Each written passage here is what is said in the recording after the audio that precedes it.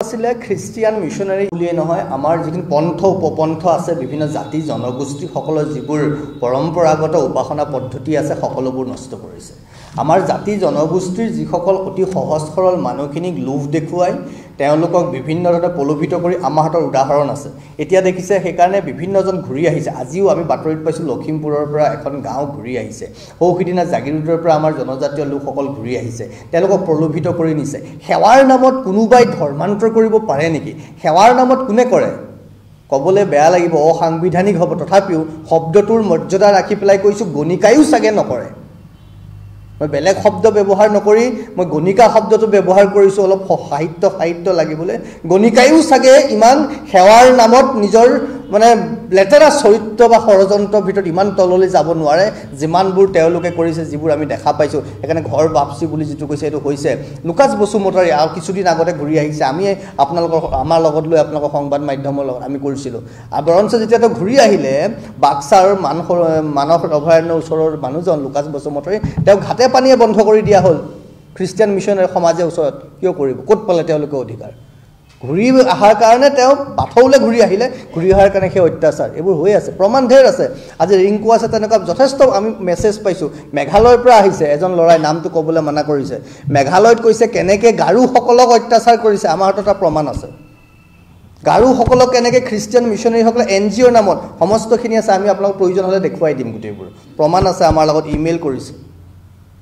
কেনেকৈ অত্যাচাৰ কৰিছে তাৰ দস্তাবেজ আমাক প্ৰদান কৰিছে অৰুণাচলৰ পৰা আহিছে আমাক লিখিছে যে কেনেকৈ অৰুণাচলৰ দনি পলৰ নিচিনা সেই পুৰণি পৰম্পৰা নষ্ট কৰি পেলালে খ্ৰীষ্টিয়ান মিছনাৰীসকলে তেওঁলোকে এইবোৰ সঁচা কথাত মাত মাতিব নোৱাৰে গতিকে আমি কৈছোঁ তেওঁলোকে কি কওঁ আমি কোৰ্টলৈ যাম কোৰ্টৰ ওপৰত আমাৰ আস্থা ভৰসা আছে লেট দ্য কোৰ্ট ডিচাইড কাৰণ আমি বাৰম্বাৰ কৈছোঁ মণিপুৰৰ নিচিনা কোনো ধৰণৰ ডিফিকাল্ট কনচিকুৱেঞ্চ আমি অসমত বিচৰা নাই আৰু যদি হয় কিয়নো আমি ৰাজপথলৈ যাম বুলি কৈছোঁ এতিয়া যদি হয় অসম চৰকাৰৰ মৌনতা অসম চৰকাৰৰ কাণ্ডজ্ঞানহীনতা অসম চৰকাৰৰ দায়বদ্ধহীনতা আৰু খ্ৰীষ্টিয়ান মিছনাৰীসকলে তেওঁলোকৰ প্ৰপগেণ্ডাবোৰ লুকুৱাই ৰাখিবলৈ যিবোৰ কৰিছে সেইবোৰেই হ'ব বুলি আমি আজি আপোনালোকৰ মাধ্যমেৰে সকলোকে জনাই থৈছোঁ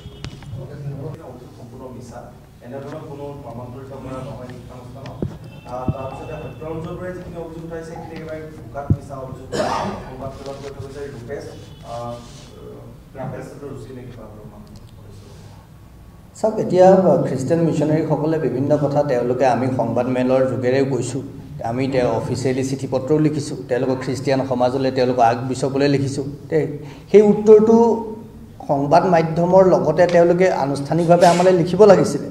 আনুষ্ঠানিকভাৱে আমাৰ প্ৰশ্নকেইটাৰ উত্তৰ দিবলৈ তেওঁলোকৰ আৰ্কবিশ্বপৰ অফিচ কিয় অপাৰগ হৈছে মানে ক'ৰবাত তেওঁলোক গণ্ডগোল আছে সেইকেইটা ক'ব নোৱাৰে এতিয়া মই যে কৈছোঁ তেওঁলোক ইছলামিক মাদ্ৰাছাৰ নিচিনা তেওঁলোক নটিফাইড ৰিলিজিয়াছ ইনষ্টিটিউশ্যন নহয় যদি হয় আমাৰ ক'বলগীয়া একো নাই তেওঁলোকে হয় বুলি প্ৰমাণ কৰি দিয়ক বা তেওঁলোকে সেই ধৰণৰ ৰিকগনিশ্যন লৈ লওক আমাৰ ক'বলগীয়া একো নাই যদি নহয় চাৰ্চটো কি প্ৰয়োজন আছে অসমৰ কোনোবা এখন স্কুলত নামঘৰ আছেনে কেম্পাছৰ ভিতৰত মোক এখন দেখুৱাই দিয়ক তাৰপিছত আমি মনে মনে থাকিম যদি এখনত পায় আমি নামঘৰ পৰ্যন্ত ৰখা নাই য'ত এখন শংকৰদেৱৰ ভূমি মা কামাখ্যাৰ ভূমি মন্দিৰ তেওঁলোকক চাৰ্চটো কিয় লাগে কাৰণটো কি সাজপাৰ তেওঁলোকৰ টিচাৰৰ সাজপাৰ কিয় ক্ৰছ কিয় লাগে তাৰ মানে কি ধৰ্মান্তৰিত নকৰি ডাইৰেক্টলি হয়তো নকৰিব পাৰে কিন্তু আমি কি কৈছোঁ ছফ্ট টাৰ্গেটেড স্কিম যিবোৰ তেওঁলোকে কৰিছে পুৱাৰ পৰা স্কুলখনত সোমাই ল'ৰাটোৱে যেতিয়া জিছাছ খ্ৰীষ্টকে দেখা পাব তাৰ পৰা যেতিয়া গধূলি স্কুলৰ পৰা যোৱালৈকে যেতিয়া খ্ৰীষ্টিয়ানিটিৰ কথাই বৰ্ণনা হৈ থাকিব তাৰ মগজুত কি সোমাব যিটো কৈছোঁ নহয় এনিৱান কেন বি ফাদাৰ এনিৱান কেন বি ফাদাৰ আমাৰ সমাজত নহয় তেওঁলোকৰ সেই খ্ৰীষ্টিয়ান সমাজত এনিৱান কেন বি ফাদাৰ হ'ব পাৰে আমি আপোনালোকৰ মাধ্যমেৰে কৈছোঁ যিজনে দিয়া বুলি কৈছে সংবাদ মেলত তেওঁলোকৰ সমাজত এনিৱান কেন বি ফাদাৰ হ'ব পাৰে ভাৰতীয় সমাজত অসমীয়া সমাজত এনিৱান কেনট বি ফাদাৰ এই গোটেই প্ৰক্ৰিয়াটোৱে আমাৰ সমাজখন নষ্ট কৰিছে আৰু যিবোৰ মানুহে ষড়যন্ত্ৰ লৈ পেলাই সোমায় ষড়যন্ত্ৰ কৰোঁ বুলি কৰে চোৰে জানো কোনোবা দিনা চুৰ কৰিছোঁ বুলি কয় পুলিচৰ মাৰ খাই পিছত কঁকাল মূৰ ভাঙা পিছত গৈ স্বীকাৰ কৰে যে কৰিছোঁ সেইকাৰণে তেওঁলোকে স্বীকাৰ কৰিব কেনেকৈ আমি অফিচিয়েলি লিখিছোঁ আপোনালোকৰ মাধ্যমে কথাবোৰ ৰাইজৰ মাজলৈ লৈ যোৱাৰ উপৰিও আমি অফিচিয়েলি চিঠি লিখিছোঁ ইমানবোৰ চিঠি আপোনালোকক দেখুৱাইছোঁ এই চিঠিৰ তেওঁলোকে উত্তৰ দিয়ক অফিচিয়েলি আমি তেওঁলোকৰ উত্তৰ বিচাৰিছোঁ মেঘালয় মুখ্যমন্ত্ৰী আমাক কৈছে আমি তেওঁলৈও ইমেইল যোগে পত্ৰ লিখি কৈছোঁ আমিও বহিম তেওঁলোকৰ লগত কাৰণ আমি অসমত মণিপুৰৰ নিচিনা পৰিৱেশ হোৱাটো বিচৰা নাই আমাৰ শেষ কথা। নমস্কাৰ সাংবাদিক বন্ধুসকল, আপোনালোক সকলোকে আজি আমাৰ সন্মিলিত এই সংবাদ মেললৈ স্বাগতম জনাইছোঁ।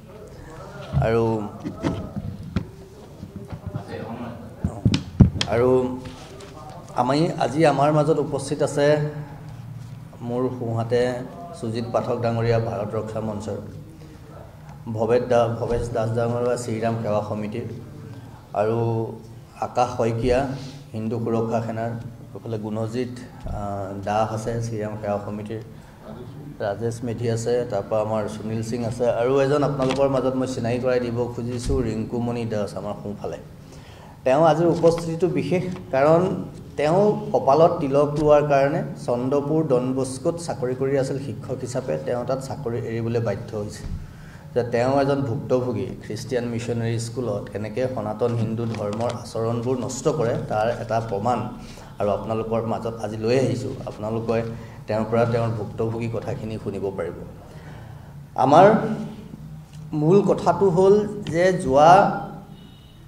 5 ফেব্ৰুৱাৰীৰ দিনা শোণিতপুৰ জিলাৰ বালিপাৰাত কালভাৰী ইংলিছ স্কুলত এটি 10 বছৰীয়া শিশুৱে জয় শ্ৰীৰাম বুলি কোৱাৰ কাৰণে স্কুলখনৰ কৰ্তৃপক্ষই তেওঁ শাৰীৰিক আৰু মানসিকভাৱে অত্যাচাৰ কৰিছে। তাৰ প্ৰতিবাদ কৰি আমি সন্মিলিত অসমৰ বিভিন্ন সনাতন সংগঠনৰ বিভিন্নজন ব্যক্তি লগ হৈ পেলাই 7 ফেব্ৰুৱাৰীৰ দিনা আমি সংবাদ মেল দিছিলোঁ। আৰু আমি সেইদিনা কৈছিলোঁ যে 15 দিনৰ সময়সীমা আমি তেওঁলোকক বান্ধি দিছিলোঁ, আৰু সেই 15 দিনৰ ভিতৰত আমি সেই কালভাৰী ইংলিছ স্কুললৈ আমি পত্ৰ লিখিছোঁ আনুষ্ঠানিকভাৱে। গুৱাহাটীৰ যিজন আৰ্ক বিশ্বপ, গুৱাহাটীৰ যিজন খ্ৰীষ্টিয়ান মিছনেৰীৰ মূল মানুহ আৰ্ক বিশ্বপ জন মুলাছেৰা, তেওঁলৈ আমি পত্ৰ লিখিছোঁ আনুষ্ঠানিকভাৱে। আৰু সেই পত্ৰৰ কপি আমি শোণিতপুৰ জিলাৰ DC, অসমৰ মাননীয় মুখ্যমন্ত্ৰীলৈকো পঠিয়াইছোঁ, অসমৰ মহামান্য গৱৰ্ণৰলৈকো পঠিয়াইছোঁ। আৰু শেহতীয়াকৈ আমি 27 ফেব্ৰুৱাৰীৰ দিনা অসমৰ চিফ ছেক্ৰেটাৰীলৈ আমি এখন চিঠি দিছোঁ, আৰু সেইখন চিঠিৰো প্ৰতিলিপি আমি অসমৰ মুখ্যমন্ত্ৰী, অসমৰ ৰাজ্যপাললৈ পঠিয়াইছোঁ। আৰু পঠিওৱাৰ এইবোৰ সম্পূৰ্ণ তথ্য পাতি আছে, আমি কুৰিয়াৰ যোগে তেওঁলোকলৈ পঠিয়াইছোঁ। তেওঁলোকৰ ফোনযোগে অসমৰ মহামান্য ৰাজ্যপাল, মুখ্যমন্ত্ৰীৰ অফিচ আৰু মুখ্য সচিবে ফোনযোগে আমি কথা পাতিছোঁ, তেওঁলোকে পোৱা বুলি আমাৰ আগত স্বীকাৰো কৰিছে। এইখিনি সময়ৰ মাজতে মেঘালয়ত মুখ্যমন্ত্ৰীয়ে এই বিষয়টো আলোচনা কৰিছে। মেঘালয়ত হোৱা বিধানসভাৰ অধিৱেশনত আলোচনা হোৱাত মেঘালয় মুখ্যমন্ত্ৰী কনৰাড চাংমাই এই বিষয়ে তেওঁ মন্তব্য কৰিছিলে। আমি তেওঁলৈ ইমেইল যোগে যোগাযোগ কৰিছোঁ আৰু এই কথাটো স্পষ্ট কৰি দিছোঁ যে আমি খ্ৰীষ্টিয়ান ধৰ্ম বা যীশু খ্ৰীষ্টৰ বিৰুদ্ধাচৰণ কৰা নাই। ইয়াত তেওঁলোকে কৰি থকা ধৰ্মীয় কাম কাজৰ বিৰুদ্ধাচৰণ কৰা নাই। আমি বিৰুদ্ধাচৰণ কৰিছোঁ শিক্ষা প্ৰদানৰ নামত তেওঁলোকে যিখিনি ভিতৰি ছফ্ট টাৰ্গেটেড স্কিম যিবোৰ তেওঁলোকে কৰিছে, যে খ্ৰীষ্টিয়ান ধৰ্ম এক্সক্লুচিভ খ্ৰীষ্টিয়ান ধৰ্ম প্ৰচাৰ কৰা শিক্ষা অনুষ্ঠানৰ নামত আমি সেইটো বিৰোধ কৰিছোঁ আৰু সেইটো বিৰোধ কৰিয়ে থাকিম।